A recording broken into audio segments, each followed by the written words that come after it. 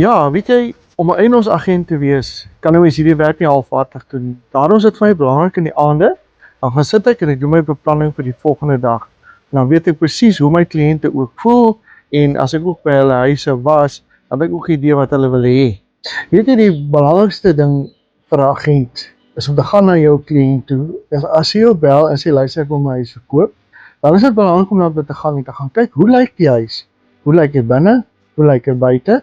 Wat se prys wil die koper hê?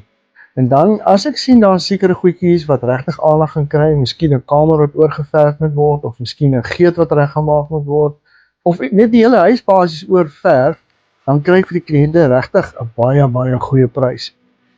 As wat jy net so in die mark insit, dan is dit 'n probleem, want dan kry jy hom nie verkoop nie of hy kry net nie sy prys nie. Ja, dit is baie belangrik vir mense wat jare in 'n huis gebly het en nou moet hulle afskaal. En baie keer gaan dit gepaard met die mense raak regtig emosioneel.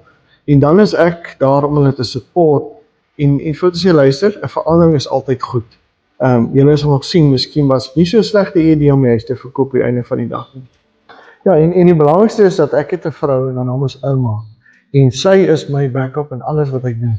En regtig, ons werk saam as 'n span en so bereik ons vir mense groot suksesse en kry hulle ook goeie pryse vir hulle huise. Ja, dit is wat so lekker is as agent. As ek vir mense die prys kan kry vir die huis wat hulle graag wil hê, dan is hulle ook baie tevrede en ek voel goed. So dit is so belangrik daai gedeelte. Hallo.